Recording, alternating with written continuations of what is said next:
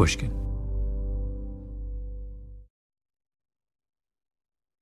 Before we do any talking, I just want you, can you just read the opening scene? Exterior, ape sanctuary, day. Bubbles, a grizzled, muscular, 33-year-old chimpanzee lazily knuckle walks across the floor of a large, domed enclosure nestled in a verdant Florida woodland. Superimposition, Center for Great Apes, Wauchula, Florida, present day. There are many kinds of kingdoms in this world, and many kinds of kings. Bubbles scoops up a hunk of sweet potato from the ground. I have known more than most, though all here have served outside these castle walls in some capacity. He comes upon a cluster of 3 chimps and acknowledges them. Butch and Chipper served the Ringling brothers, as did Petunia. Moving along, he passes 2 other chimps. Ellie and her friend Kodua were both in a Super Bowl commercial. A 3rd chimp runs over, whacks Ellie on the head, and then runs off. That's Jonah. He starred in a Planet of the Apes film. Unfortunately, it was the one people didn't enjoy. Bubbles effortlessly ascends a wooden jungle gym and then sits perched on top of it, overlooking his domain, munching his sweet potato. Now this is their kingdom, and I am their king. But it was not always so.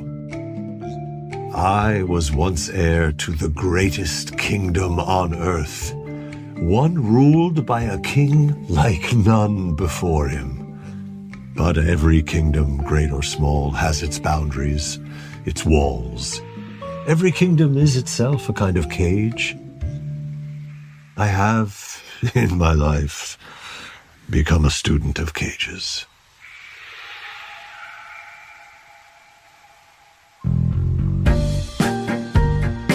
Welcome to episode 3 of Development Hell, our series about the Hollywood that never was. I heard about this script from Franklin Leonard, who runs something called The Blacklist.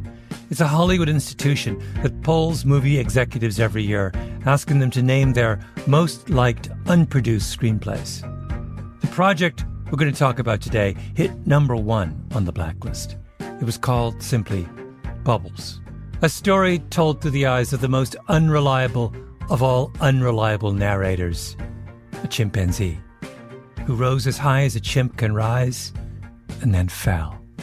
And the entire town, the entire community of development executives, studio honchos, producers, everyone in Hollywood agreed that this was the best thing they had read. But do you know when Bubbles hit number 1 on The Blacklist? 2015. 9 years ago. Hollywood decided as a group that a story about a chimp called Bubbles was the absolute best script of 2015. And yet, in the decades since, Hollywood has decided that they did not want to make a movie told through the eyes of a chimp called Bubbles. Why? This is why all of us at Revisionist History decided the world needed Development Hell. A series devoted entirely to the stories that Hollywood loves, but will not share with the rest of us. So I called up the creator of Bubbles, Isaac Adamson, screenwriter, novelist, thwarted chronicler of the inner lives of large primates. You may hear in Isaac's voice a certain resignation about the fate of his screenplay. But that's not how I feel. I read Bubbles and I thought, I have to do something. First they came for the chimpanzees, and I did not speak out because I was not a chimpanzee. You know how that ends. So here we have a middle-aged chimp who is clearly in some kind of retirement, has been pastured out to this sanctuary in Orlando. But he speaks in this grandiose, formal manner about this life. Give me a little more in your own words about the character of Bubbles, this majestic, aging chimp. Yeah, well, I think of Bubbles kind of as a would-be king in exile. You know, he's had this amazing, adventurous life, and now he's kind of been removed from And now he's sort of biding his time away from the life that he thought he was going to have and from the kingdom that he felt that he was going to inherit. He's a tragic figure. Yeah, definitely. Yeah. But he has, and what's hilarious, this is a comedy. Let's be clear. At its core. At its core, yes, at its core. It's many other things as well, but it's fundamentally a comedy. I must say, parenthetically, Isaac, that I love this script so much.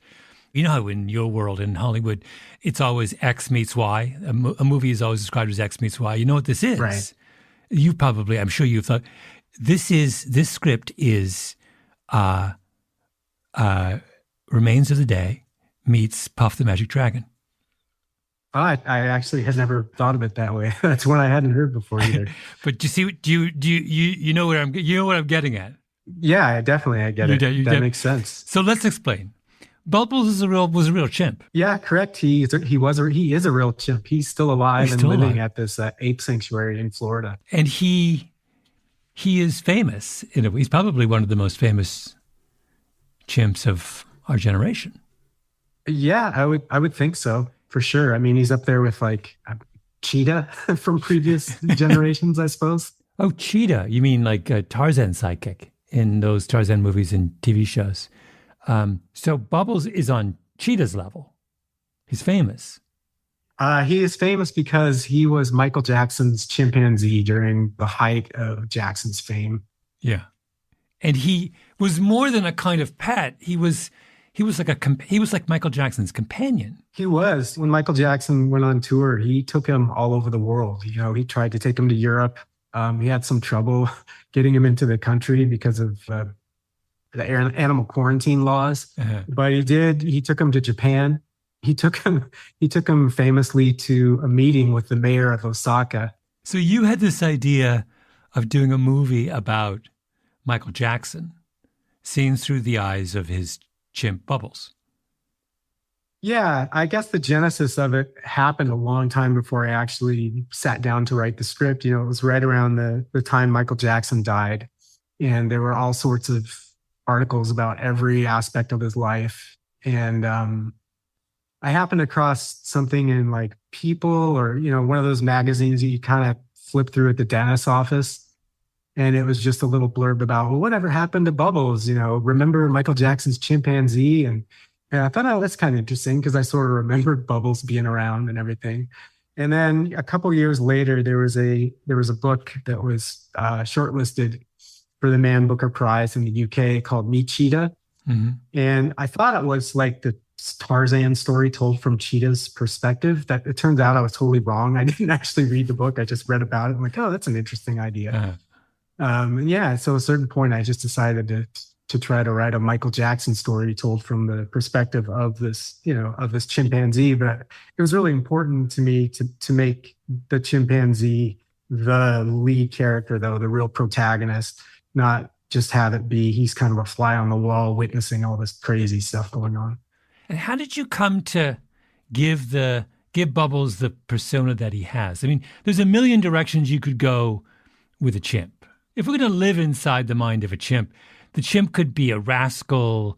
He could be a partier. He could be he could be he could be an immature adolescent. I mean, there's a million chimps, and you chose this kind of formal, self-serious, grandiose kind of character to be. Where did that notion come from? Well, there was a couple things really, because although this is a comedy, I did see it, you know, as a tragedy from Bubbles' perspective. He sort of has this notion that Michael Jackson is a real king, you know, like a monarch, and chimpanzees are very hierarchical animals. There's definitely a pecking order there. Once I sort of had this idea of it's almost a Shakespearean tragedy about a king and his son, the would-be king, then I started thinking, well, it'd be really funny if Bubbles spoke in this kind of pseudo Shakespearean language, just to elevate it a little bit. Yeah. So that's kind of where a lot of that came from. Yeah. Yeah. But it gives him an enormous amount of dignity.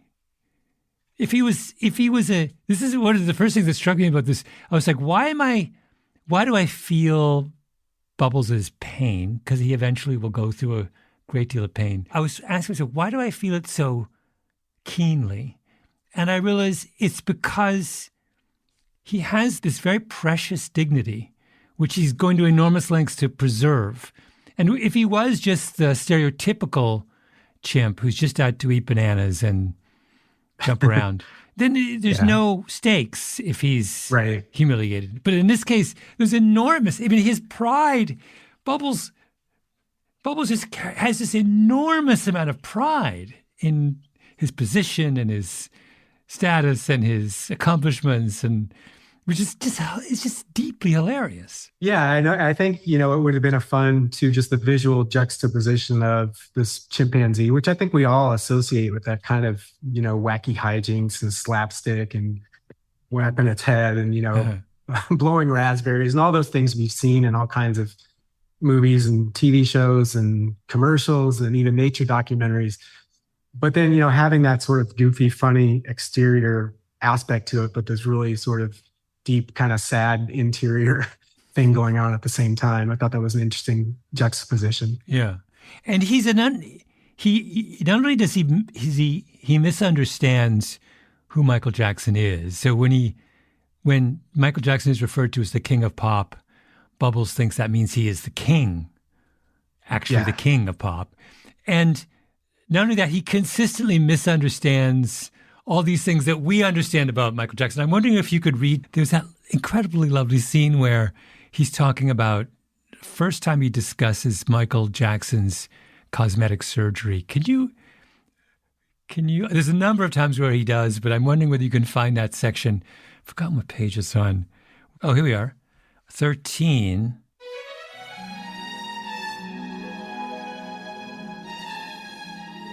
Interior, Havenhurst Mansion, Michael's bathroom, night.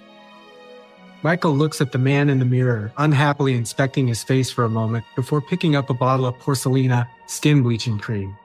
Bubbles sits on the stool next to him, watching as Michael rubs the cream into his face. Before venturing forth to the battlefield, he would don war paint that turned his face a spectral, phantasmic shade, meant to strike fear into the heart of his enemies.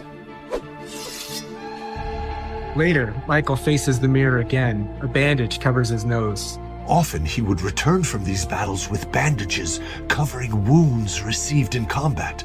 Michael peels the bandage away to reveal a noticeably narrowed nose. But he had remarkable powers of self-healing, each time recovering from such injuries without so much as a scar. He's such a hilariously unreliable narrator about his king. That's like half the fun of this. This is why, when I said it's half Remains of the Day. Remains of the Day is a novel about a butler to an English lord who's sympathetic to the Nazis in the years before the Second World War. And the butler thinks that his master is one of the great statesmen of his day, instead of just being a groveling neo-Nazi, and the whole, that's a tragic novel, but the whole thing is the butler never understands who his master is. And by the end, but this is the same thing. Bubbles is like the butler in Remains of the Day. He just he never ever cottons on to the kind of hollowness in Michael Jackson, I guess. Yeah, I think, because he is a chimpanzee and he misinterprets a lot of what he sees, I think it sort of allows him to retain an innocence too that, a quote unquote normal person that was seeing some of the things that Bubbles was exposed to would, wouldn't come to the same conclusions that Bubbles does for sure. But Bubbles does, there are certain things he uses a lot in this screenplay about Joe, Michael Jackson's tyrannical father. And Bubbles does understand that there is something deeply kind of corrosive and tragic about that relationship. Yeah, it's true. I mean, he does. I think one thing that he's good at sensing is sort of power dynamics. And he can kind of understand that, Michael's maybe the king, but here's this other figure who is unkind to him, but clearly has power over him, in some sense. Mm-hmm. Mm-hmm. You have an enormous amount of fun in the script with populating it with every single pop culture person of the moment. In fact, I lost track. I was keeping track of all of the cameos. We get Elizabeth Taylor. We get lots of Quincy Jones. We get Bon Jovi in a hilarious scene when Bon Jovi basically co-opted Bubbles for a crazy night on the town. LaToya, obviously. A Corey Feldman. Prince. Yeah. Prince in a memorable scene when we see Prince encounter Michael Jackson through Bubbles' eyes. Bubbles tries to make sense of the this. I mean, this part of the script sounds like you must. I pictured you laughing out loud as you were writing these scenes. Oh yeah, definitely.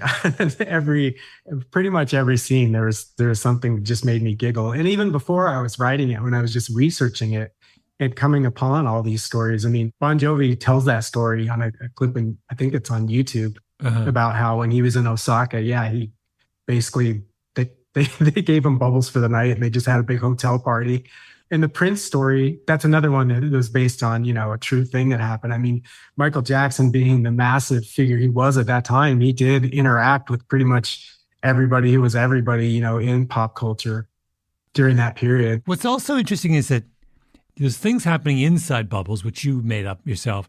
Everything that happens outside, it seems like, so basically we're covering Michael Jackson's life when he's writing and touring for Bad. Is it Bad? Was the album called Bad? Yeah, it was Bad. Yeah. You're just fishing through all of the true accounts of that era and taking out stories.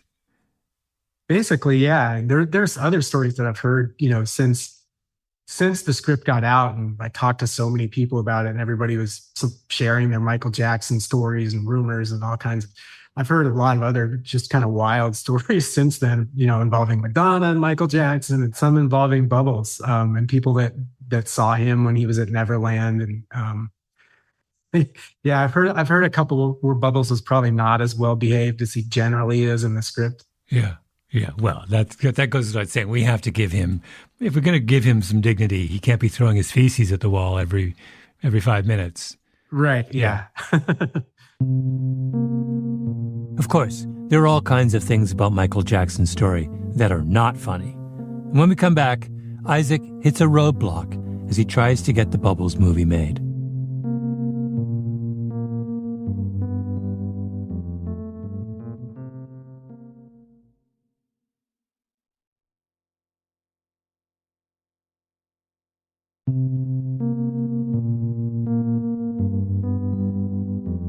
We're back. Michael Jackson dies in 2009, but Bubbles is still alive. And nearly 6 years later, Isaac Adamson writes the biopic we're talking about, the story of the king of pop from the point of view of his pet chimpanzee. He's thinking of using stop-motion animation to tell the story for obvious reasons.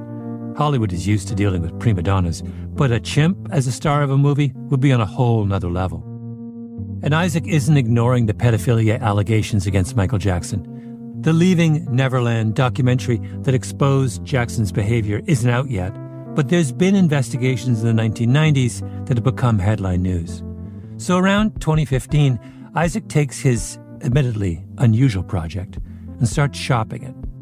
And studios like it. In 2017, Netflix bought the project. And Isaac entered development hell.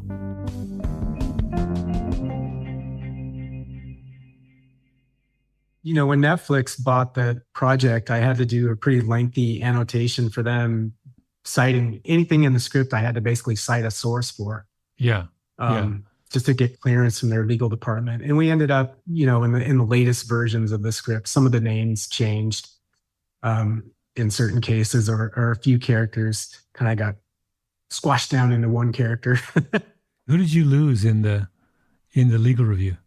Well, the biggest change had to do with a lot of the stuff related to legal charges that Michael Jackson faced. And we just changed some of the names there because there were a few things that were included in the script that were a little bit, there wasn't a whole lot of proof, or the only stories about it were like disreputable British tabloids and stuff like that. Yeah. So this brings up this crucial thing, which is what begins as this kind of strange, kind of lighthearted romp takes a dark turn in the second act. And we actually get into Michael's well-known allegations around Michael Jackson's pedophilia.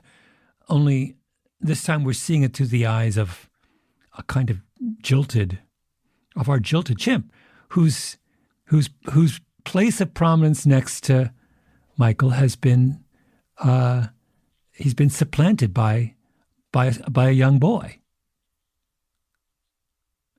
Yeah. I think Bubbles... Isaac, this is like, it gets heavy. It does.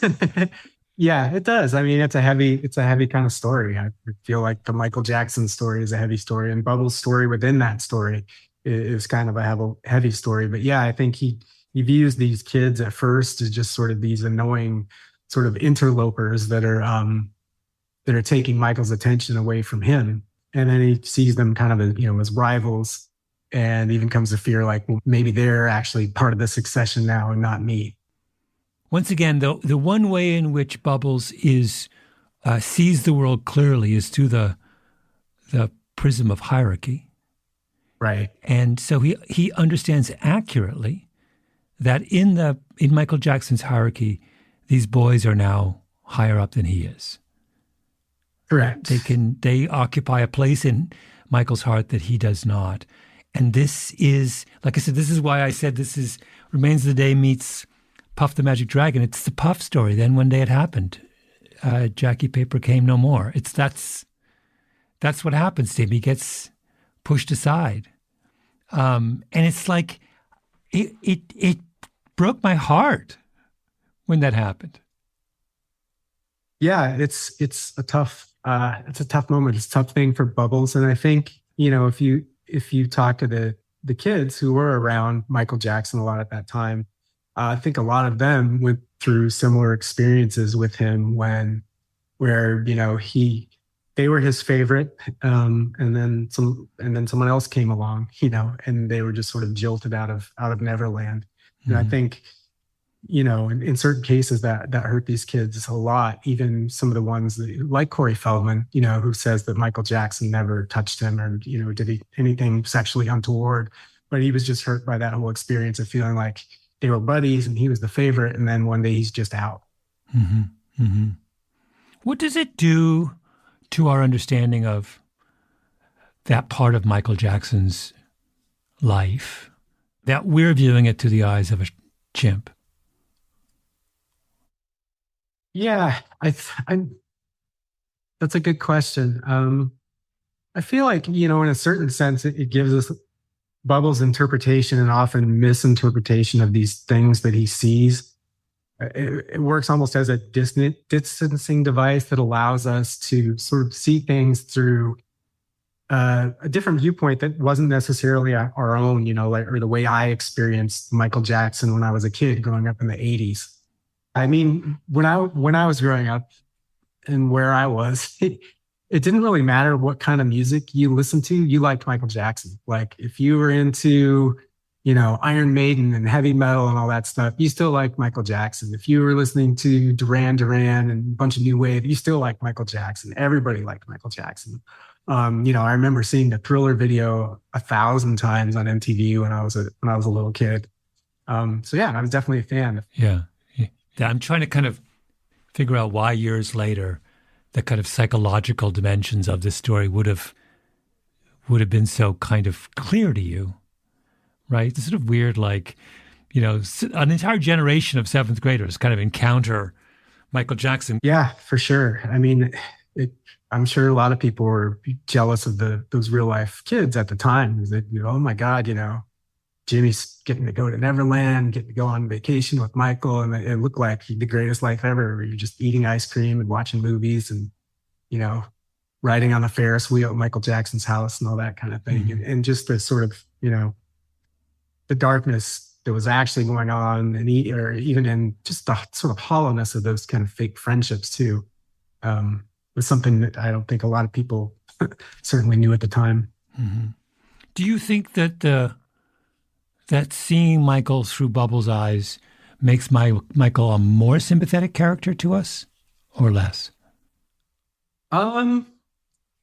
Yeah, that's tough. I mean, I think he probably comes off as a little bit less sympathetic because we're told the story from kind of a quote unquote victim's viewpoint, because it is Bubbles telling the story, but at the same time, Bubbles can't really, especially in the early, version of the script, can't really bring himself to hate Michael Jackson. He still, even in the last, that first scene I read and the last scene in the script, he's hoping one day Michael Jackson is going to come again. He's still waiting for Michael to return, so they can rule the world together once more. But yeah, it's tough. I think maybe different audiences would have different reactions. Everybody has a lot of different reactions to Michael Jackson in general. Yeah. What was hard about writing the script? Honestly, just from a technical point of view, the hardest thing was keeping Bubbles as the protagonist and not letting Michael take over too much of the script just because he is such a compelling figure. And, finding ways to include the moments that I wanted from Michael Jackson's life, but have Bubbles somehow be there for them. Hopefully in more than just like I was saying before, fly on the wall capacity where he's just sort of reporting what he's seeing. Mm-hmm. Because so to give him stakes in some of those instances too. But he can't, the thing about Bubbles is he can't grow, can he? He's if you have an unreliable narrator, as in Remains of the Day, the pathos comes from the fact that the world outside the narrator changes and the narrator is blind to it, right? So if the unreliable narrator becomes reliable at the end, then it kind of ruins it. Or am I wrong? Yeah, that's a good question too, especially as it relates to sort of versions of the script that we revised after Leaving Neverland had came out. I think I felt, and the producers felt, that we couldn't allow Bubbles to be quite as ambiguous or I guess agnostic about what happened at Neverland.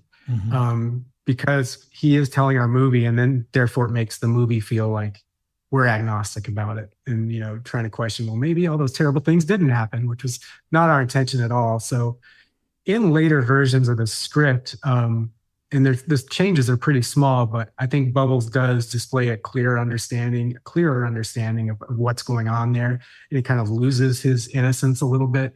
Mm-hmm. And his parting with Michael Jackson is a little more final. We don't really see him longing to see Michael again in those last moments.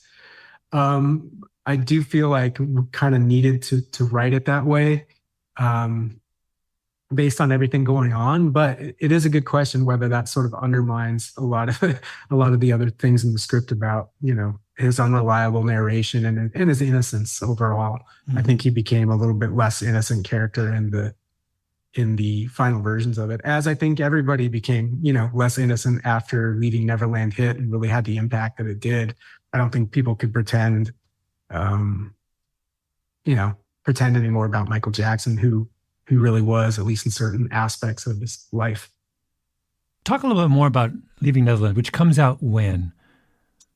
I believe it was January 2019. It premiered at Sundance. Yeah, and so you wrote your script. First draft was written when? I originally, the first draft of this script was written in March 2015. And when do you see it? Do you see it right away?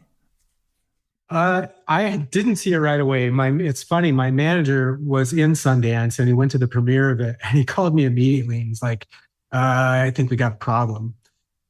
Then I saw the film, and the thing that I really underestimated was just the power of hearing these guys tell their own stories in their own words. And, they really become real people in a way that they're not when you're just looking at court documents or a magazine article or something like that. And you really heard them, expressing the hurt and the pain of the things that they had been through. Yeah, I mean, that had a huge impact on the project for sure, in a negative sense for me. But when your manager said you had a problem, what did he mean exactly? Did he mean that the script as it presently is doesn't work anymore? because it's too ambiguous about Michael Jackson's kind of sinister side? Or did he mean that just that you had to rewrite it? I mean, how dire was your manager's kind of perspective? I think the real problem and the thing that he saw coming was that Michael Jackson was just going to be toxic.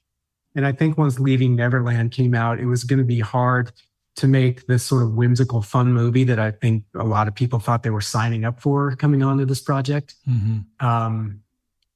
I think that's what he meant by we're in trouble, just because almost overnight, just sort of the perception around Michael Jackson changed and nobody wanted anything to do with any Michael Jackson project at that time. So prior to Leaving Neverland, was this script on track to be made into a movie? Yeah, it was. We had Taika Waititi, attached to direct it. And there was another director, Mark Gustafson, who was going to work on all the stop motion animation because that's how we had decided to do it. Dan Harmon at Starburns was producing it. So we had all his company was on it. Netflix bought the project at Cannes, and I think it was 2017. Uh-huh. So yeah, it was kind of ready to go. The two things that killed it were, well, Taika Waititi had this other movie that he wanted to do kind of in the meantime called Jojo Rabbit. So yeah, he went off to do that. And then in the meantime, Leaving Neverland came out. And I think we got to a point and we were pretty deep in pre-production. They'd already hired all the department heads. We had 40 some animators working on it. And it was kind of getting to the point where we needed Taika to really engage and start making some directorial decisions. And he was just not engaged in the project. We knew something was up. And finally, he just, he made the call to his agent or whatever, get me out of this. I can't do this anymore. And that's when it sort of died. And Netflix had said, well, you've got 2 months to find another director for this. And then 3 days later, they completely changed their minds and went, no, we're killing it. Everybody's fired. Go home. So yeah, that's not a good day. We'll be right back.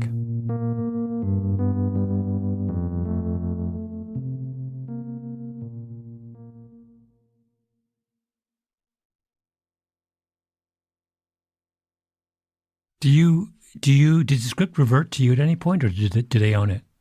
It has recently. Yeah, I own it now. Yeah. Do you think it's dead?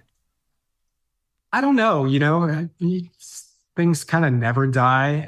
It's funny. People bring it up to me all the time, but we haven't really pursued any serious avenues towards getting it going again. But who knows? I will say it's pretty obvious to me that Michael Jackson just as a public figure is not, they're making a Michael Jackson biopic right now.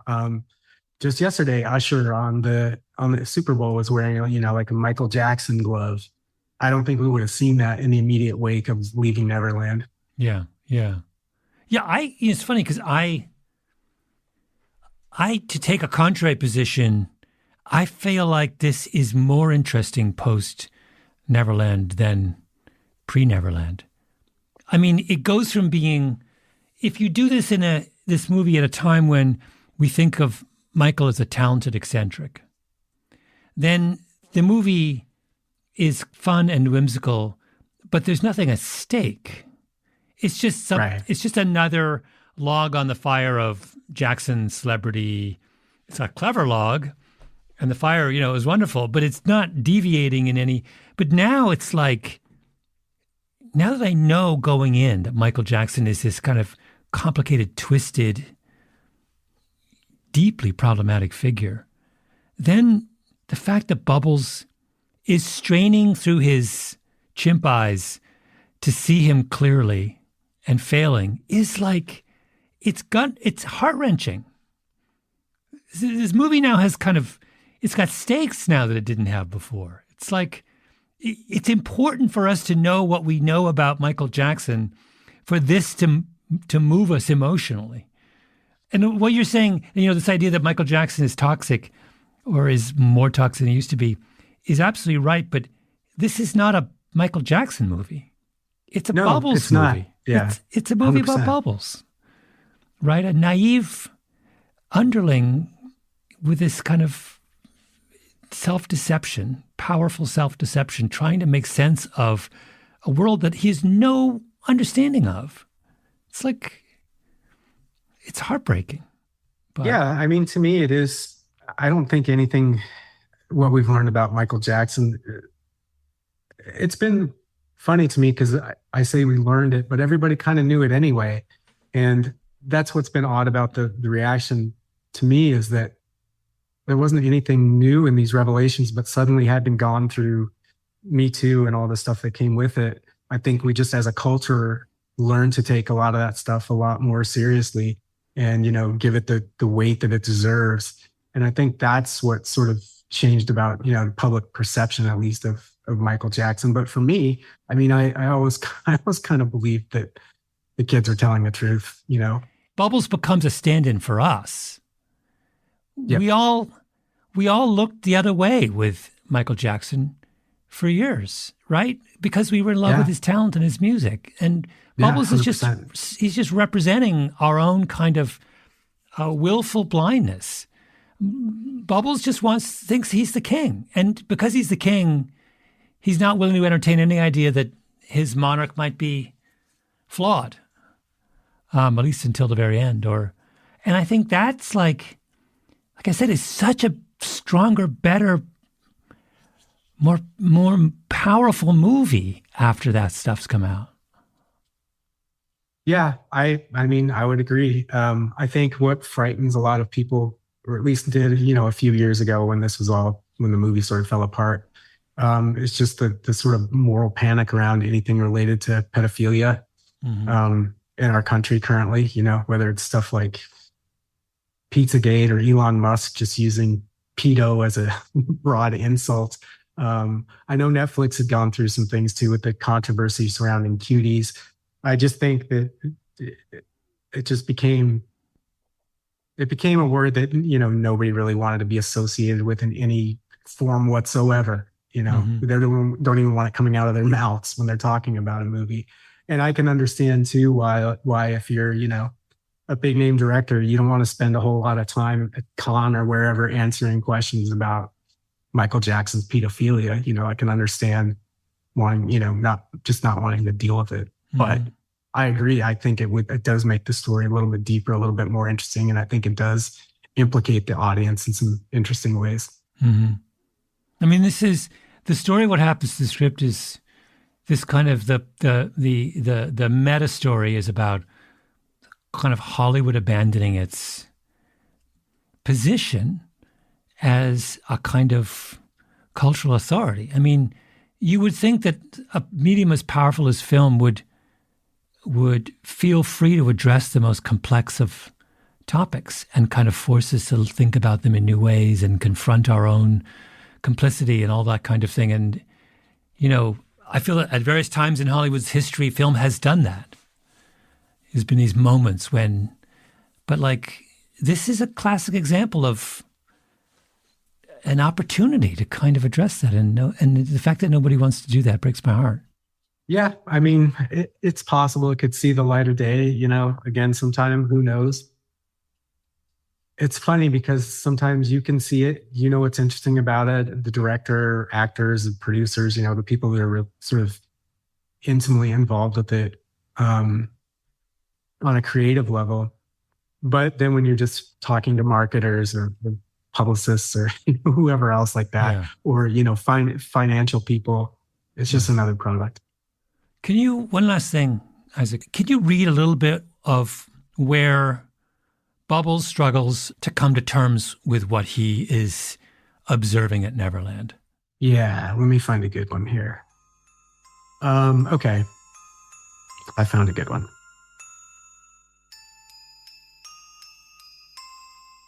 Exterior, Neverland, amusement park, day. Bubbles glowers as Michael leads a delegation of kids down a path towards the amusement park. There's a manic quality to Michael's movements. He was as some mad Pied Piper, determined not to drive the snakes away, but lead them instead to the very heart of his kingdom. Michael laughs a little too brightly as he rides atop the carousel horse with all his noisy little friends. Bubbles continues. determined to lower the drawbridge for these pint-sized Trojan horses and let them carry him away in a stampede of frivolity. I knew then that no ordeal would change him. No brush with ignominy, no humiliation, no torture, no trial, no punishment. He had waded so far into a sea of infamy that returning was as tedious as continuing to the other side. And a troubling notion arose. Was what I had taken for reckless folly masking something darker? My loyalty had found its limit, and I could serve no longer.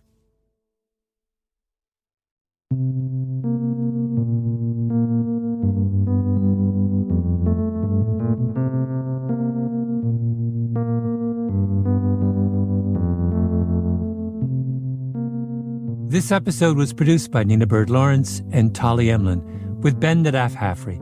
Editing by Sarah Nix. Original scoring by Luis Guerra. Engineering by Echo Mountain. Our executive producer is Jacob Smith. And our special guest voice actor was the old Pushkin friend, Ethan Hirschenfeld. An extra special thanks to Franklin Leonard at the Blacklist for bringing Bubbles to the attention of the world. I'm Malcolm Gladwell.